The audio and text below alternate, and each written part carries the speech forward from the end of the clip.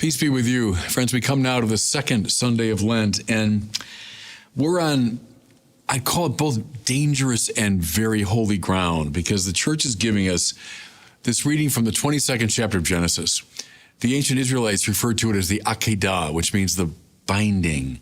It's the binding of Isaac. So he wasn't sacrificed, but Abraham was ready to sacrifice him.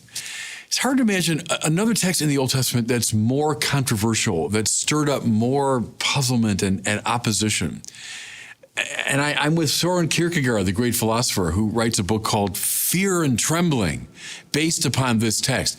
His point was, if you don't experience fear and trembling, having read this text, you have not been paying attention. If you read this in a kind of simplistic, moralizing way, or you pass it over because you've heard it 1,000 times, you're not coming to grips with it. So I want to spend a little time because it's naming something of absolute centrality in the spiritual life. Now, I think you remember the story. Listen. God put Abraham to the test. He called to him, Abraham. Here I am, he replied. Then God said, take your son Isaac, your only one, whom you love, and go to the land of Moriah, and there you shall offer him up as a holocaust. Now, fear and trembling. Why? Abraham, chosen by the Lord, he hears the voice of the Lord, follows him to the promised land, makes covenant with him, all of that. The Lord promises him through, a son of yours, you'll become the father of great nations, and, the descendants will be greater than the stars in the sky. All of that wonderful promise. Abraham ages, comes to the age of 99, and he said, well, Lord, how's this ever going to happen? And the Lord makes it happen. And Abraham and Sarah have this son, Isaac. I mean, any father loving his son, of course, but intensify it, because here's the son, this impossible son of his ancient old age. More to it, the son through whom the great promise of God would be fulfilled. I mean, could this child be any more important to Abraham? And so the same God who called him, the same God who made covenant with him, the same God who allowed for the birth of Isaac says, and notice please the language here, as God speaks to Abraham, take your son Isaac. Well, as if that's not enough, what does he say? Your only one, whom you love. Rubbing it in, as it were, of how enormously important this child is to you. And I want you to, what? Can you imagine Abraham trying to take this in? What? To offer him up as a holocaust, that means a burnt offering on a height that I will point out to you. It's hard to imagine, just move into the psychological space of this scene, what it was like for Abraham to hear those words. So not only are we talking about an enormous personal crisis, this shockingly difficult family personal crisis, but it appears for all the world that God is at war with himself. There's a kind of metaphysical dimension to Abraham's suffering here. Because again, the same God who said, you're my man, I make a promise to you, I made a covenant with you, and this is the son through whom, and he's your only one. And now I want you to sacrifice that son to me.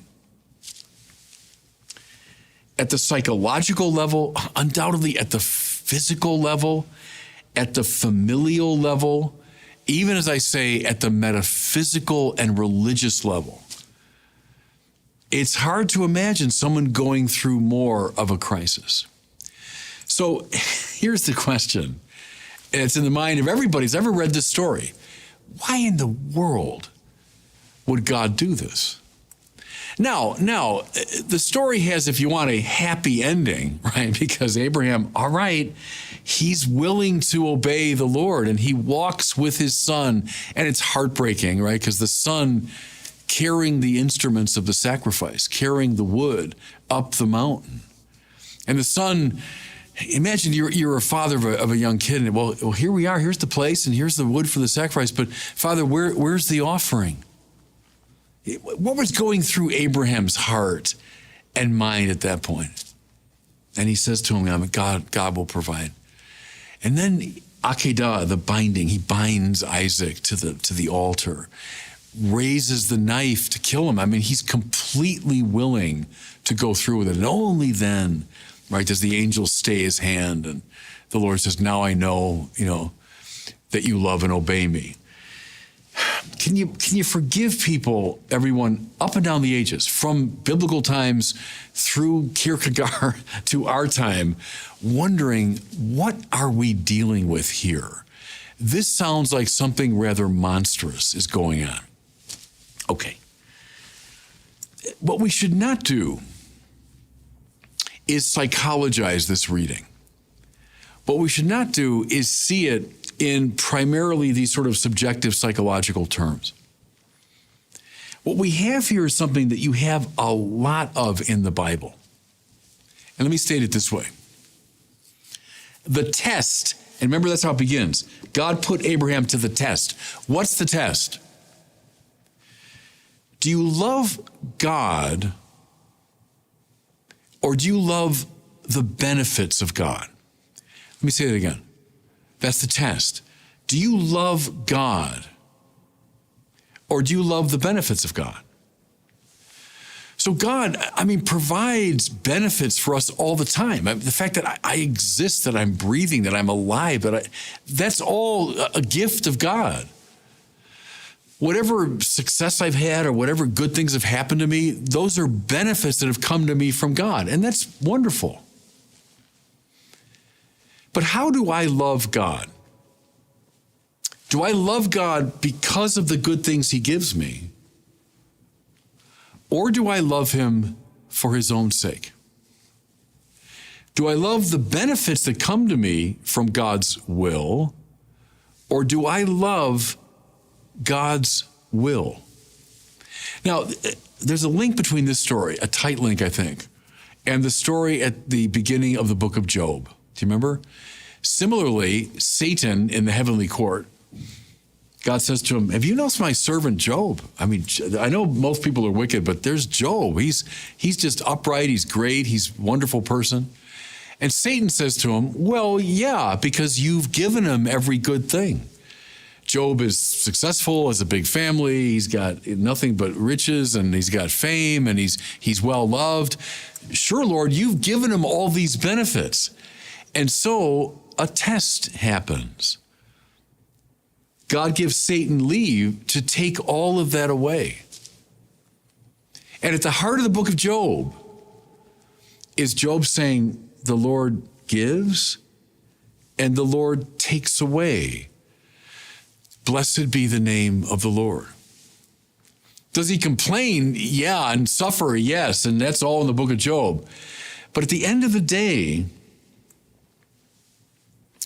Job witnesses to the fact that he loves not the benefits of God, but God. You see the same thing, everybody, in the spiritual tradition. Read someone like St. John of the Cross. When he talks about the dark night of the senses and the dark night of the spirit, he's not talking about depression. He's talking about the stripping away of all those benefits that come to us, to the body and to the soul. If I strip all those away, what am I left with but God in himself? Do I love the benefits of God, or do I love God? It's in some ways the central question of the spiritual life.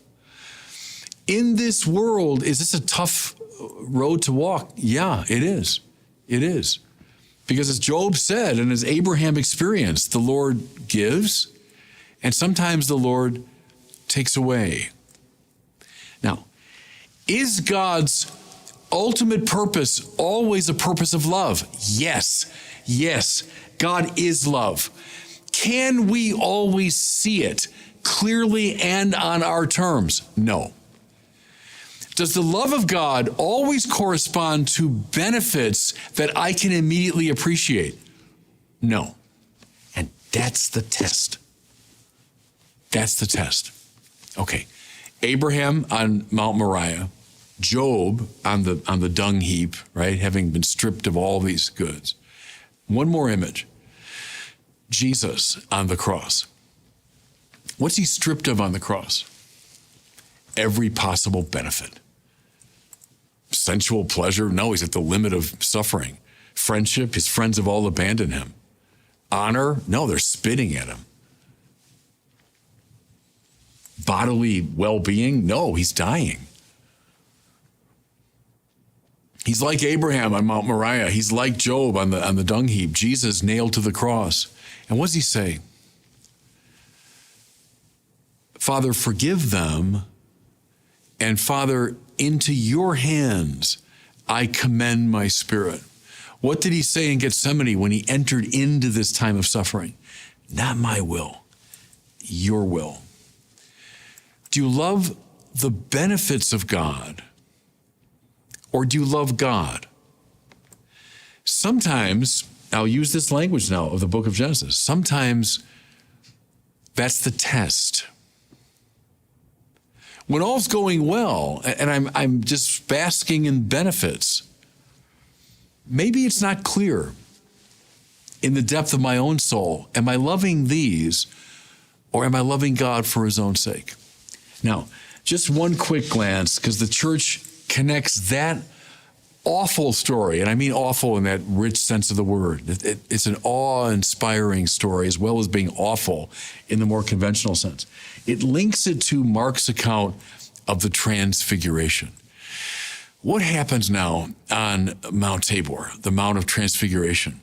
Peter, James, and John, in the midst of all the struggles of their ministry, they see Jesus metamorphosed. That's what the Greek says, literally, transfigured, dazzlingly bright, the glory of the Lord revealed. See, that's the will of God that we love, even when we can't see it. What they're given is a glimpse in this life of that glory. We're meant to fall in love with God in himself, even when we can't see the glory, even when the benefits are taken from us. I know it's hard stuff, everybody. This is very high octane spirituality. But Lent is precisely the time when we put ourselves to that test, when we ask ourselves that question: do I love the benefits of God, or do I love God? And God bless you.